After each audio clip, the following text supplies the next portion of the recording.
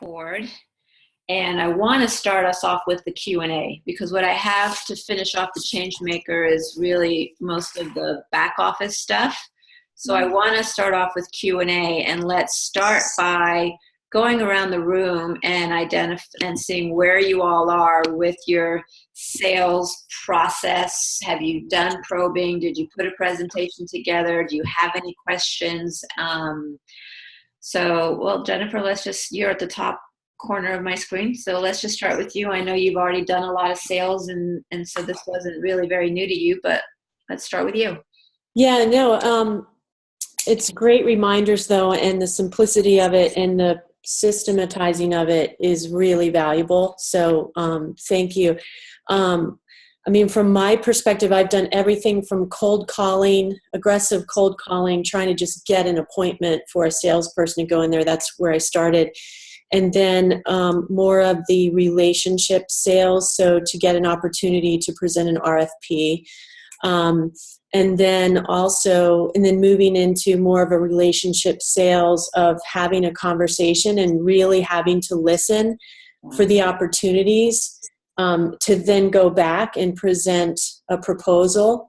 And then more recently, selling my GSD system for success, I created some probing questions and used actually the same technique that Brian and Paul Webb used with me to get me in on the Awaken Your Freedom mentorship. And the thing that I was really impressed with them is that I never felt pressured. You know what I mean? It was always very impressive, thought-provoking questions of them getting to know me and seeing and learning what I'm looking for. And there was never any kind of pressure point, because my first, going back to that cold calling, it was like an aggressive, so I've seen all sides. I guess that's where I'm going. So that's where I took a lot of their cues and then some of my own from all this history when I set up doing these Zoom calls with prospective clients who have already expressed an interest by seeing a post on Facebook. So I already know there's some level of interest. It's not a total cold call. So I ask them questions like, so tell me, what really interests you on this? Like, what are you really looking for? Where are your pain points today? Tell me more about where your heartburn is. And I think I told you and Gary this, I kind of use the functional movement screen approach, so the rating from 0 to 3, 0 means you're in pain. 1 is barely functional. 2 is pretty good, but could improve. 3 is you're rocking it. And then during the call, I throw out some categories. I ask them, can you please rate for me, from a nutrition perspective, from a family perspective, based on what they've said. I kind of say, you've talked about business, you've talked about your career, you've talked about your family, your health.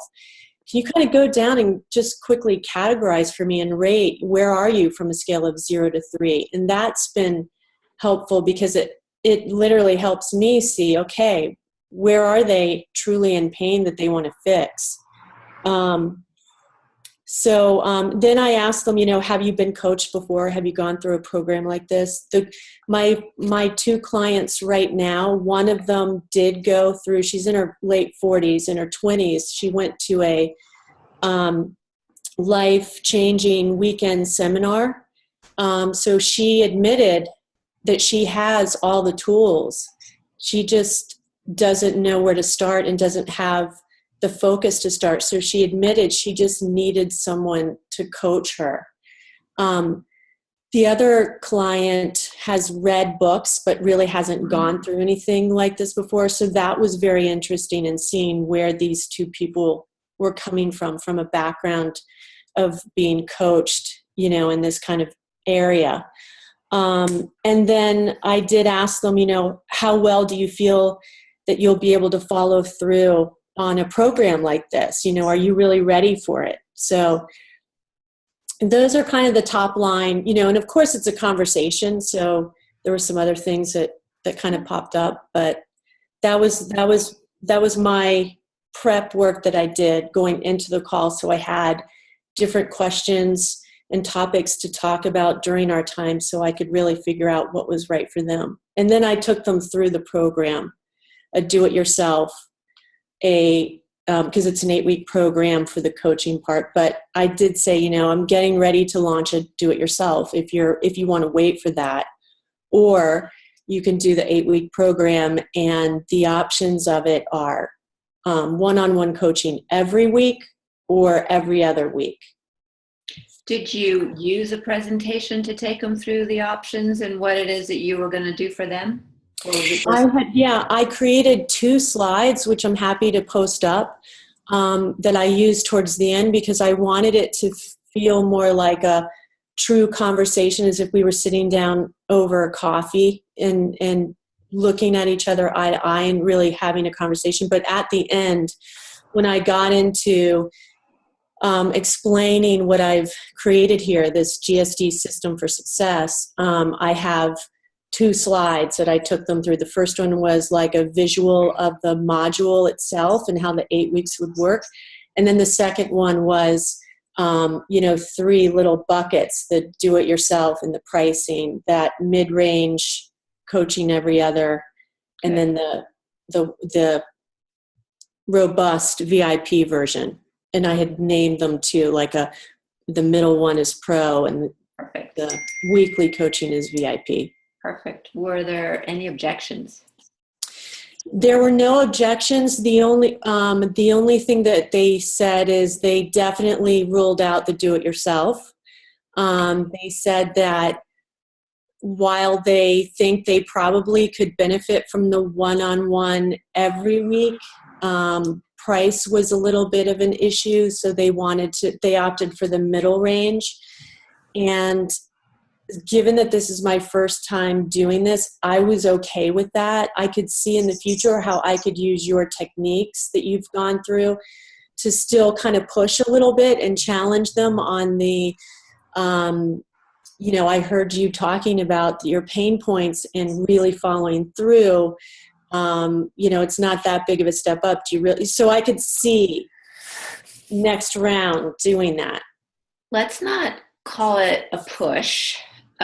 Let's call it a recommendation on the front end, right? So if you are having that one-on-one conversation with somebody and and they're at a 0, right? Well, your recommendation, if they're a 0, should be the private component, right?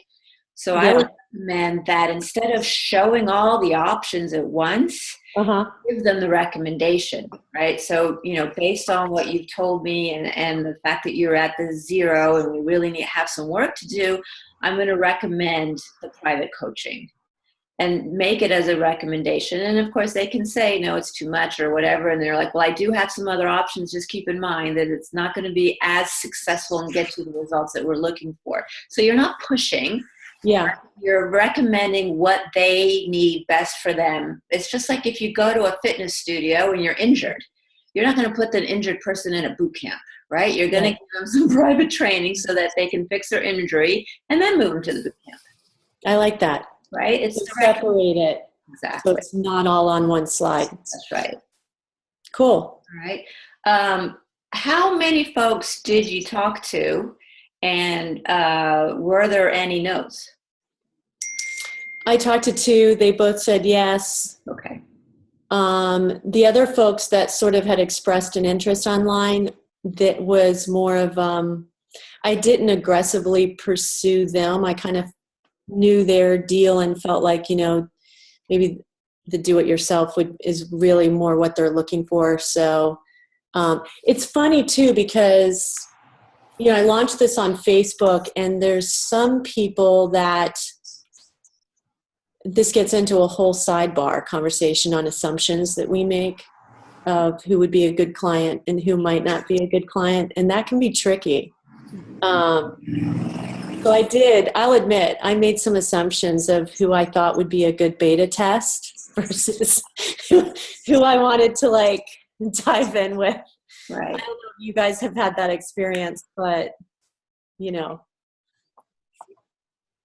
We've all had that experience. Everyone has. Yeah, we've all had that experience. And, you obviously get to choose who you want to work with and who you don't want to work with, just like they get to choose whether they want to work for you, with you or not. And Gary knows I love to say this, is that be careful who you're making the decision for. Right. When you're making that assumption, what you're really doing is making the decision for that person. And what right of it is yours to make the decision for that person. Now, if you don't want to work with them, that's a completely different thing. But if you're feeling like, yeah, no, they're really not going to want to do this, I'm not going to pursue it, then you're making the decision for them. Yeah. And you don't want to be doing that. Got it. I mean, you're comfortable in the sales process. You've got the sales process. So, had you not had all that experience, I would have just recommended that you talk to as many people as you can, just so you can get more comfortable and get the flow of it going. But, It's funny because I have been testing the idea out there before I even got to launching it, where, to your point, I was running into people in the garage down at the gym. Anytime they would even hint at, hey, what's up? And I would just start a conversation with them and say, wow, I just got certified as a mindset, through the Mindset Performance Institute, level 1 certification, and I'm finally doing what I really want to do, my little story. And I'm looking at starting to launch a GSD, a Get Stuff Done program, and would just leave it there. And they'd be like, that's awesome. I want to be a part of it. So there are other people that I've talked to that are in the wings that I, feel like I can go out there and get to. So I felt confident that I had tested my intro story, my perfect. That part of it, Perfect. Which helps a lot. Okay, great. Do you have any questions? Not for the moment. I think your recommendation on a recommendation was very helpful. I know moving forward, I'll probably have some specific ones, but great stuff. Good job. Sandy, you're right below me on my screen, so we'll go to you next. Okay. Well, on my screen, you're right next to me.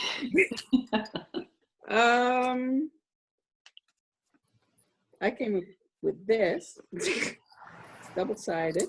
Whoa. What is that? My secret weapon.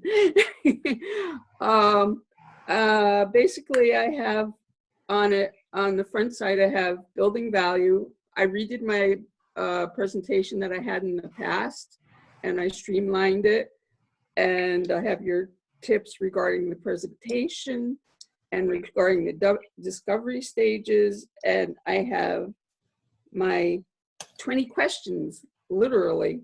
And of course, depending on what someone's toma is, these can change. But I figure, this way I have a basis and I can then write down on my notebook, the numbers and leave some spaces in between there and then fill in their answers and, kind of group things together. I also have objection handling on this part of the page.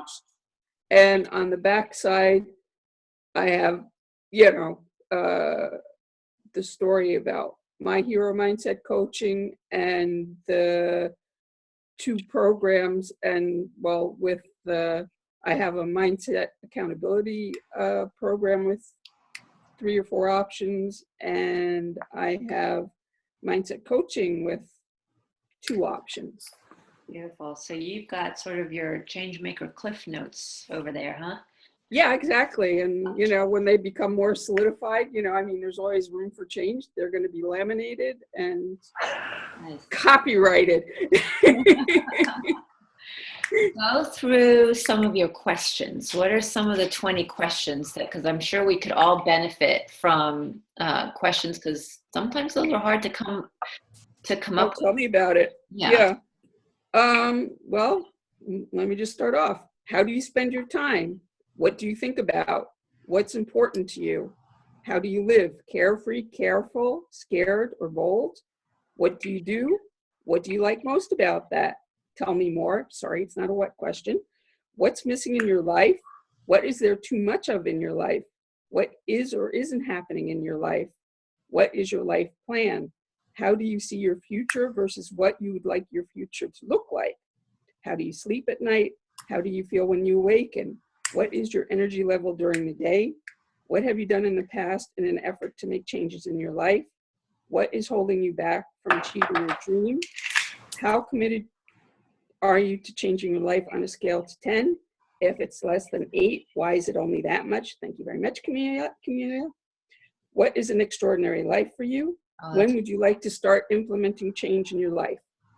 Nice. I like that. What is an extraordinary life in your mind? I like that. What? Go ahead, Gary. No, please, ladies first. Those are all great questions. I would incorporate one that Jennifer had mentioned about, tell me why we're here, why we're having this conversation. That's a great one to start with. And but no, those are excellent, excellent questions. So I was going to, what's that? I've been working on it. You've done good. Tell. Good work. One thing that I would incorporate that works really well with me is what Camelia just said and Jen just said of why we're here. And you also wrote, what have you done in the past? Right. Mm-hmm. And when I ask that question, and Emma, take note of this too, because it has to do with fitness as well. Like if you had another trainer in the past, what did you like and what didn't you like? What worked and didn't work with what you did in the past? So that you know, right, exactly where they are there. Because sometimes when it's like, what did you do in the past? Well, I read books. Jen said she had a person that read books. I read books in the past. Okay, well, if that's all you know, that I read books. Why didn't reading books work? Or did it work? Or why didn't you like your last trainer, Emma, right? Why didn't you like it? What did you or didn't you like about that last person? Because you don't want to emulate something that they don't like, right? You're the person of change for them. So you want to make sure that you're changing them. And you know that if you do the same thing that that other person did or that other program did, that it's not going to change them. It's not you, it's how it's done.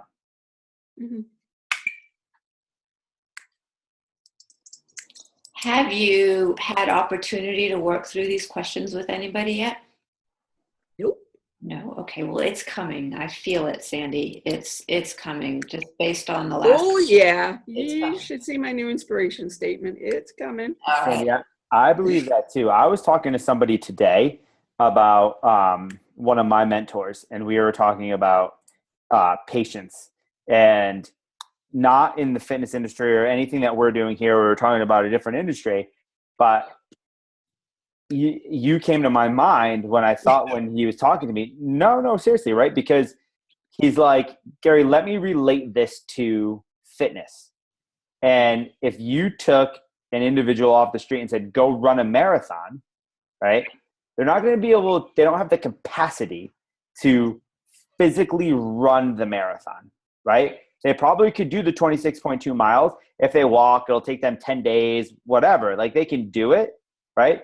But it's those little steps that lead to like the big breakthrough. And that only comes with patience.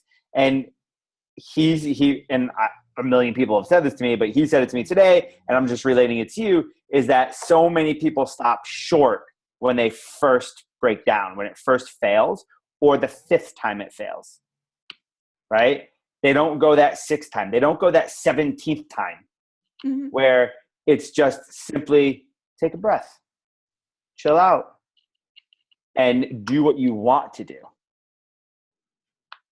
You have to watch. I think it was, I'm not sure if it was my video. It must have been today because I didn't make one yesterday. I had something about planning and, basically I didn't say reverse engineering, but, all the processes, all the steps, the pitfalls, alternatives if there's pitfalls so that you know exactly what's coming your way and what the possible, things that can happen, and have an alternative plan or have, an accountability buddy if that happens to you, et cetera, et cetera. And if you have any questions or need any assistance, drop me a line. watch my video, Gary. We're in sync. That was today. Your Yeah. video today. I didn't watch today's video. I will. Yeah. No, it's just funny. No worries. No, that's perfect, right? I mean, That happened with some other people as well. It's like, it's yeah, funny watch how my that, video. it's funny how that works, right? Yep. We're all in sync. Okay. Sandy, have you thought about running through these questions just in a role play manner? Like, Yeah.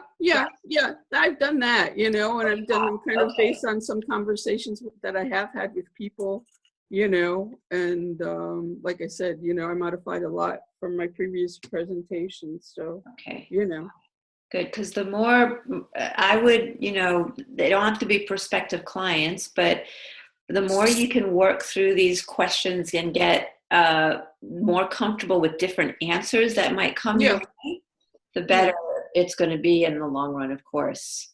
Yeah, well, that's why I also figured that this sheet would just be really handy, and to have, some Beautiful. pre-prep done, so then that's not a stress factor, that I don't have to, I mean, depending on where the conversation goes or where the conversation has started, because sometimes everybody starts telling their story. And if you have some preparation, okay, this is the basis, but this doesn't mean that these are the only potential questions. You draw new questions out of whatever they're telling you as well. So. Yep, exactly. Awesome. Well done. Really well done. Yeah. Thank you. Back to the videos and the postings. Are you going to do, and I know this is completely off the topic of sales, but are you going to do a combination of writing and videos going forward? A good mix? Well, yeah, that's the hard thing, because I get a lot. I really like doing videos, and yeah, they're very off the cuff for me. You know what I mean? It's like I kind of wake up in the morning like, okay, what are we going to do today, kind of thing, and then kind of try and think them out, but not too much. So that they don't come across as rehearsed or whatever. Sure. And but I get a lot of views, but not a lot of responses from them per se. And I get more responses from the text. Yeah. Because the thing about the views is that you don't know how far into the video they're watching. Yeah, I know. You don't know. But with the verbiage, people are typically, because they don't really know how much longer the video is going to go unless they click on it and see the time. And if they see 4 minutes, they might be like, oh, forget it. But with the verbiage, I just feel like sometimes verbiage resonates better. Yeah. Plus, I got to tell you, you're writing. I'm going to go back to it. Your writing has just blossomed so much that I think adding a good mix of writing and video throughout the week, because you had a ton of comments on your last few postings, the text postings, tons of them. Oh yeah, when I write text, I get tons of comments. Yeah, so I think it's important to go with what's working. And but I mean, getting the, it's not like when you do videos. I mean, I have done a live video. I have friends of mine that have done live videos, and that's all well and good. But, that would be good if you could get the text out there on that level kind of thing, Exactly. So that's, but we'll see. Now, have any of the folks that have responded to your postings, are they potential clients? I have one that said that she was interested, but she just got married at the end of July. So, she's things are settling down. So she told me that she was interested. Okay. And, What about likes on those? On the videos or on the content? On the text? On the text content? Great. Yeah. Lots of likes, lots of love. And I always respond when people do comments because, I figure, leave an interaction or, leave some space for them to respond as well, A good thing to do would be to message the people that liked you as well about the text. Okay. Well, does that make sense? Gary's going to give me a day job. Well, you don't have to you pick 5. Yeah, okay. Because I'm like, right? But those are all potential. I have like 75 people or something. I was like, Sandy, though, those are all potential leads, though, hon, right? Yeah. Do you know what Paul Webb does? Paul Webb goes through That's all what he of does. Brian's and Carrie's posts and see who likes and who comments, and that's his prospect list. That's who he's reaching out to in order to drive them to one of the programs, is whoever's liking and or commenting. Yeah, oh, absolutely. And you'll probably find that a lot of them are duplicate. So you'll have your, right? But absolutely, you know, and actually what we'll talk about here in a few seconds might be a good way to track that. I'm going to give you a sales tracking worksheet where you can start putting these people down on it and keeping follow-up in terms of what you've done to follow up with these folks.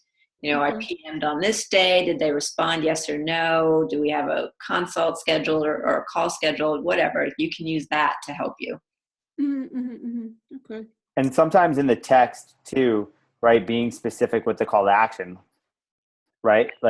Like this if you want to learn more about my program or something like that. Right? And then you get specific likes. Yeah, I get it. You know, the only thing I get a little nervous, you know, because obviously, you know, as I said in my last post, it's like, you know, mindset is my cornerstone and my turning point in my life kind of thing. And, you know, definitely, I don't know, I should get a commission for plugging mindset, but, you know, I'm like, you know, I don't want to come across too salesy.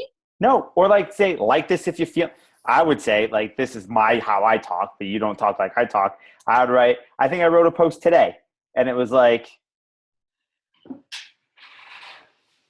I just saw a post from you before I came on. Something like, I don't know, like, if you feel this, like, if you feel me, like this, or like, if you want to learn more, like this, right? Yeah.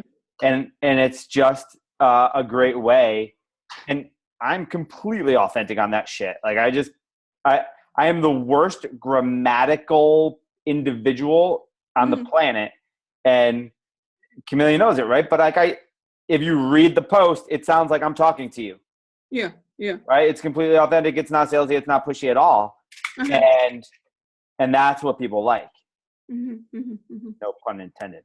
Yeah, no, but I mean, I did say on a couple of posts that were especially, you know, directed more towards people that, you know, have been like victims and had health problems and stuff like that. And I'd say to people, you know, either, you know, you want more information or need some assistance on this, or if you know somebody, you know, who's in that situation, you know, please share that with them, etc. You know, so or yeah, I guess mix it up. Or even like, do you feel the same way? If you feel the same way, like this. Right? If this resonates with you, shoot me a message and like it. It doesn't have to be like, if you want to learn more, right? You want to get those people interacting, and the people that actually feel this, like you feel, like Eric said, you want them to feel like you're talking to them. Yeah. Right? Yeah. Okay. Nicely done. Good job, Sandy. Good work, Sandy. Okay, Miss Emma, how are you feeling? I'm okay. It looked like Liverpool was a pretty raucous event. Are you recovered? Both of you, are you recovered? I think I corrupted Brian and Carrie. You corrupted? Apparently it was all my fault, but, you know. Yeah. I'm going to share the responsibility, I think. Oh, that's hey, what happens in Liverpool stays in Liverpool, kiddo. Absolutely. Oh, that's so funny. I'm not going to tell about the, you know what. Yeah, I know what. All right, so I know it's been a little crazy for you over the last couple of weeks. Really crazy. Want to give us an update? Let's dive in. Okay. What, on everything that's been crazy, or? We could start there. Yes. Okay. The charity stuff that I told you about, so that's been a nightmare. So that's just taken up all of my time, my energy, made me depressed. But I seem to be getting over that a little bit now. Still have a problem with it, but spoke to Brian about it on the weekend, which was great. So I'm still going to go ahead with things, because I think that the lady that's tried digging some dirt on the charity, I think she's doing it for her benefit. So yeah, just trying to put it all into perspective, really, and trying to make my own choices, you know. Okay, and what are you doing with that? Okay, so they're opening an office within my gym. I'm going to be the life coach for the families. Yes. I don't feel that I can leave the families, and I don't feel that there's anything bad about the charity. The lady that's done this has actually wanted a job with them, and they said to her, look, it's voluntary, I can't pay you, etc. So since they've told her they can't pay her, she seems to now be digging dirt on the charity. So it's just it's been very, very mature, if I'm honest. But obviously I'm stuck in the middle of it. Because the office is in your gym. Yeah. Oh. Yuck. Okay. So is she still with the charity? She's not, no, but she was the lady, that child that was ill originally. So she's how I got introduced to the charity. So I helped her, I life coached her through the whole thing. Yeah, so it's a bit of a mess, to be honest. Okay. So what is it going to look like going forward? Going forward, I've just said to her, obviously I'm not taking sides type thing. It's their argument, not mine. I feel drawn to the charity. I feel drawn to the families and helping the families. And for me, it's not about money or anything else. I just feel a passion for it. So I'm going with my guts, to be honest, and doing what I want to do. And just obviously said to her, I would appreciate that you accept my choice, really. All right. So forgive me for feeling a little bit behind the 8 ball here, but I thought that the last time we talked about charity, you were going to step back because it just didn't give you, it was sad and depressing. Yeah, I said I wasn't going to do it full time. Okay. So I'm going to help the parents every few months when they come along. But the initial role was that I was opening the office, I was setting it all up, etc. So I'm not going to do that. I chose not to. So she was going to do that. Okay. But obviously she stepped aside from that now. So is it now your responsibility to manage the office? No. They bring in somebody else in to do that. I still want to stick with, I'm happy to be there part-time. I'm happy to play a role within it, but I don't want to take it on as a permanent role, really. Okay. Do they pay you to use your gym? Yeah. Okay. All right. So that's been heavy on your mind, I'm sure. Loads. Okay. All right. What else? Okay, so in regards to the sales stuff, I put a presentation together. I've got a sales background myself anyway, but I think you always lack confidence in increasing your prices. I think we've spoken about this before. So what I did as a tester, I thought I'd put a package together which wasn't going to cost me anything, putting people in on classes really that are already existing within the gym. There wouldn't be any further work for myself. I digged it up a lot, so I gave them my recipe book free. Put them in my online group free. Obviously made it all sound bigger than what it was, and put them into a program that I already have and charged double for it. So yeah. And what happened? It did amazing. I've got 5 people signed up. So yeah. Beautiful. Yeah, it was good. And it was good to practice. I had people in for one-to-one consultations. So out of the 6 people that applied for it, 1, due to work commitments and times of my sessions, couldn't do it at the moment because of childcare as it's summer, but the other 5 all signed up. So yeah. So we're looking at like a 90% close rate. That's amazing. Incredible. Yeah. Excellent. Good job. What do you feel worked in terms of the whole consult? Initially what I did, what Jennifer did really, I actually asked them why they had come to me, why they felt that they needed me, what their pain was, where they'd been before, what hadn't worked for them in the past, and went through all of my questions really as to where they are now, how they feel about themselves now, how they want to feel about themselves, and where they see themselves within. It's a 6-week program. So as I explained, I listened, as you guys said, asked all of the questions, listened to all of their answers, listened to their background, their environment, their family situations, their stress, etc. Felt all of their pain, and then obviously gave them what the program would offer them. And already, it was already sold, to be honest, with the 5 of them before I even reviewed what they had told me. You could see that everything they were telling me, they were already sold, Good. The most beautiful part, see, this is how people should look at selling, right? It's not the used carsman selling. Yeah. Everybody that you talk to, right? It's got such a bad rep. Everybody that you've talked to that comes to you for your services, you should look at them with a big fat sign on their head right? And their big fat sign is pointing down to them saying like, please freaking help me. Help. Yeah. Like, just help me. Yeah. And if you don't ask them, how can I help you? Yeah. You won't be able to.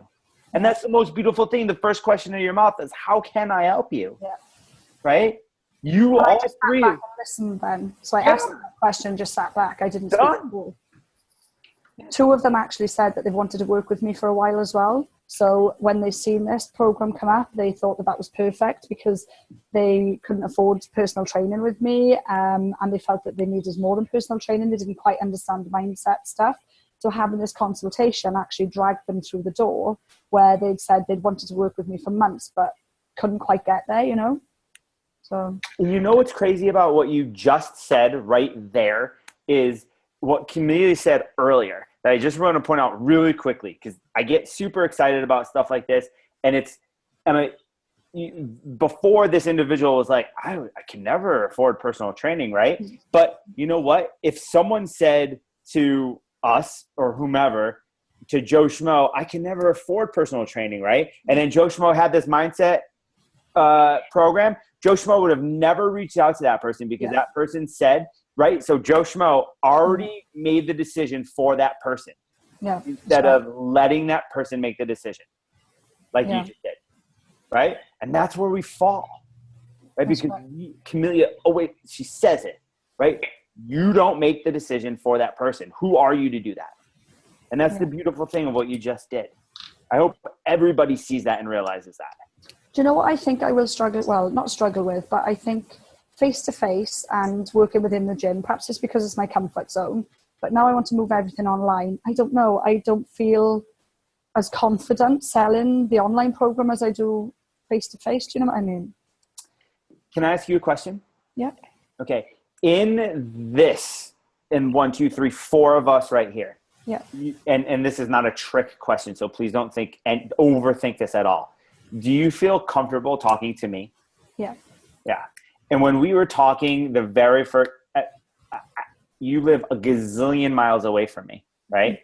But the very first time we talked, and I remember, Jen, the very first time we talked, and like you said to me, I feel like you're real. I feel like this is not bullshit. Like I feel that, right?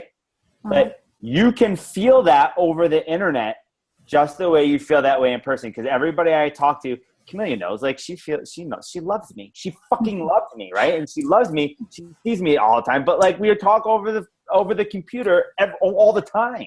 Yeah. Right? It's the same thing. Right? It's the same thing. You be you. It's the way the world kind of is now. As long as you're authentic. And I hate people use the word authentic and they're not. Just be you. Yeah. Right? Just let that like fire just come across. Like I see that fire in you. I want to like grab it and just shake it up and like make it like crazy. But just be you, because you the same way that you talk to people outside of the computer. I'm pointing to my camera on my computer because you can totally tell. The way that you talk to people on the computer is the same way that you're going to talk to them in person. There's no difference. There's no difference. People could still tell emotion. That's why having the camera is so beautiful, because you could see how emotional people are and how caring people are, and that they're not talking on their phone over here and they're not doing this stuff. That you know, it comes across that way. So and I'm not saying that you said this, but to think that it's not as comfortable or it's not as personal, right? Yeah. It is. Yeah. You know, it absolutely is. You're talking about a live group program, right? Not a video based. Yes. Okay. Yeah. Go ahead, Jennifer.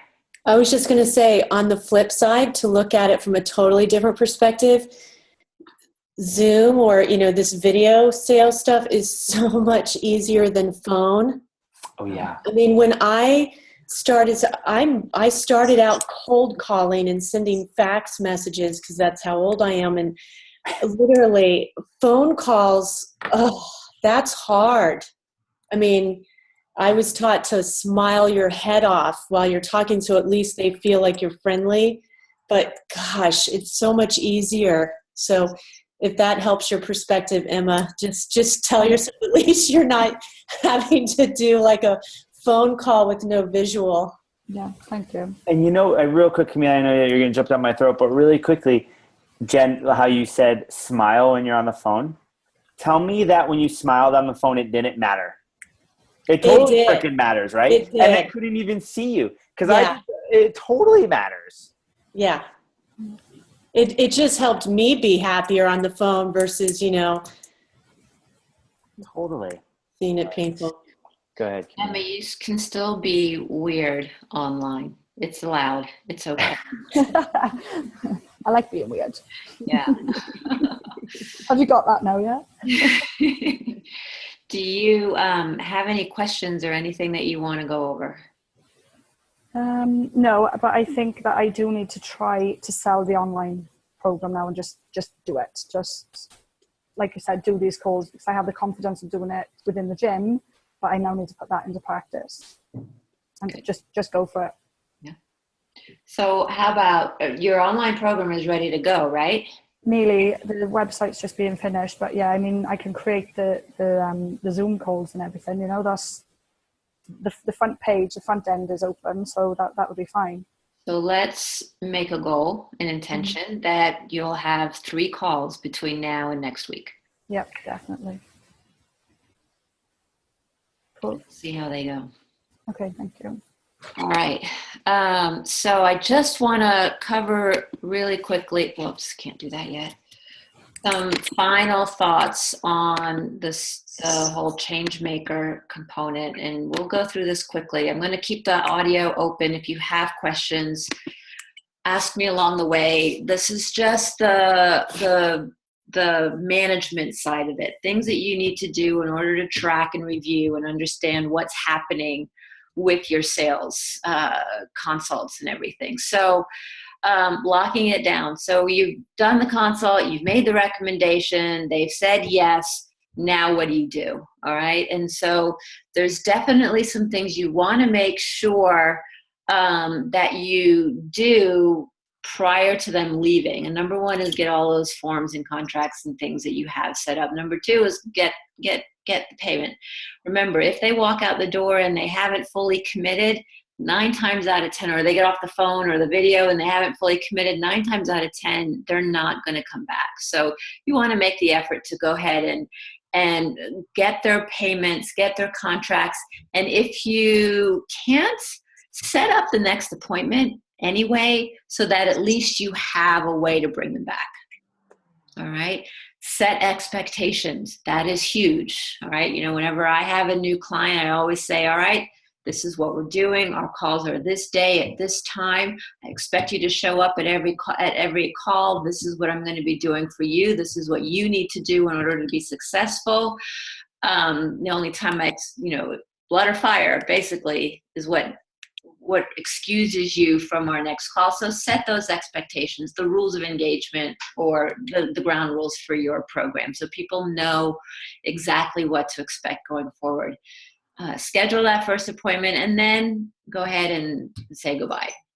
All right. You don't want to keep them there talking and talking and talking and talking, because then other things might come up. You just don't know what buyer's remorse may set in. These things may or may not happen, but just to be safe, do the first 4. Thank them profusely and tell them I'm so excited. Can't wait to get started, and I'll see you at this point in this time. So lock them down that way. Why are we doing that? Because number 1, it's getting them fully committed. You got to set the right expectations for the relationship from the start, right? This is what I expect from you. This is what you expect from me, or can expect from me. And then, leave them with motivation. You'll probably have a huge hug or, air hug before there's excitement. They're ready to go. You want to make, this is good. Get them excited, get them motivated. They're ready to go because they're going to see some real change over the next few weeks. Sales critique. All right. 2 big pieces of systemization within the sales process that I want you guys to start making habits. Number one is critiquing your sale, okay? We got to understand your progress and your development. We need to know what's working and what's not working. So we're going to give you a form that's a sales critique form, breaks down each step, tells you what you did right, what might you have struggled with, and how are you going to improve. And here's a sample, and I will post these PDFs within the Facebook page immediately after the consult. Don't wait, because you'll forget. So immediately after the consult, you want to go through this and just answer the questions, right? Give it a rating even of 1 to 5. Did you make the client feel comfortable? Did you smile? Were you professional? Right? Did you use the open-ended? Did you listen? Did you maintain control? So all of the things that you need to make sure that you've incorporated into the consult or into the whole entire sales process is outlined on this critique sheet. So make sure that, again, immediately following the critique, once they've left, you go through and you address these. You can either put a yes or no, or if you want to do a scale of 1 to 5, you can do a scale of 1 to 5 as well. But this is really important, and as we talk more, get further in, and we have follow-up calls or whatever, one of the things we're going to ask you is, let's look at your critique sheets. Let's see what's working. Let's see what's not working. So there's actually more to this because it goes through every step, and then there's some questions at the bottom about what worked well, what didn't work well as also. So this will be posted. You can print as many of these as you want. The next part is the sales tracking. All right, we got to know your numbers. Any entrepreneur needs to understand what their sales numbers look like in their business. You have to know. And so we're going to track specific numbers within the sales process. We're going to do this daily, weekly, monthly, right? So every time you have a consult or get a prospect, it's going on the sales tracking worksheet. You're going to review it weekly, see how well you did over the week, and then we're going to do it monthly to see how well you did over the month. We talked a little bit over the past few weeks about pre-qualification status. If you are at a point where you're pre-qualifying folks before you actually bring them into a consult, you're just going to say yes or no. You'll find that as you get better, as you have had more experience with sales, you're going to want to start pre-qualifying people, like we said, on price or budget, I should say, and decision maker, so that you're talking to the right people. Right? You don't want to waste their time. You don't want to waste your time. So that's why pre-qualification becomes so important. We're going to track, did you get a call scheduled? And I'm going to show you the sheet here in a second. The lead source, where did they come from? Were they a Facebook lead? Were they a website lead? Were they a referral? Where did the lead come from? How many consults did you book? What was your close rate? And what was this average transaction size? All important numbers to understand. We also want to make sure that we're understanding, especially as you grow, the conversion of prospect, which is somebody who's raised their hand and said, I'm interested, to consults, right? So you might run a Facebook ad or track a whole pile of likes and have 75 prospects on your sheets, but only 10 of them convert to consults, which tells us maybe there's a follow-up issue, or maybe there's an issue in terms of the information that we've got in the ad or the landing page. So we want to know what our prospect to consult conversion is. And then, of course, we want to know what our conversion of consult to client is, right? What's that close rate? That will tell us whether we have a problem, either one, we need to start pre-qualifying because people just can't afford what we have to offer, or something's wrong with our sales consults. We're not probing enough. Our presentation isn't strong enough. We're not building enough value. We're not strong enough in objection handling. So we'll know in terms of that conversion consult to client, going back to the critique sheets, where do we need to tighten up a little more. So here's a sample of the sales tracking worksheet. And again, I will post this on the Facebook page, and you can download it. It's an Excel worksheet, so you can go in and modify it any way you want. So Sandy, in your case, what I would do is you have the prospect name, the lead source over on the, oh, look, I'm pointing at my screen like you guys can see me pointing. Lead source over on the far right would be Facebook-like, but I would add a column or two about follow-up. Right? Did I PM them, private message them? Did they respond? So that we can understand what type of follow-up and what response are we getting from those Facebook likes. But anybody that comes through as a prospect, regardless of where they come through, should be on this worksheet. Everybody should be on this worksheet. Don't not put people on there, because everybody is a potential prospect. Right? And then the second column, did you pre-qualify them? Yes or no? Did you get a call scheduled? Yes or no? So are you actually going to talk to them? Did you close the sale? Yes or no? If not, what was the objection? Was it price? Was it time? Was it didn't have the decision maker on board, right? What was the objection? And then what was the amount of the sale? Now, the amount of the sale can be either way. It could be the total amount of the sale. So if it's a 6-month program at $100, the total amount would be $600, or it could be the monthly amount of the sale. So $100. Whichever way you do it, just be consistent. All right. So if you're going to do it as a monthly amount, make everybody a monthly. If you're going to do it total sale, make everybody total sales. All right. Because we want to track how well you're selling the higher ticket items as well. Because it's really easy to sell a $59 a month program. It's not as easy to sell a $550 a month program. Okay. So we want to know where your comfort zone is, because believe me, you're going to have a comfort zone in what you feel comfortable selling. As Emma, you know, right?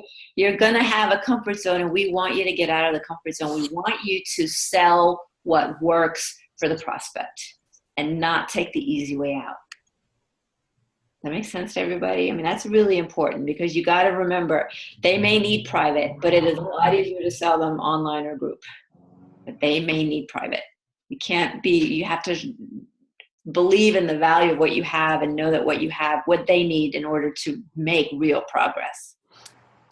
So then down at the bottom, all we're going to do is calculate the close rate percentage. And this is a monthly sheet. So on the one that you have, it'll actually have the actual month in the heading.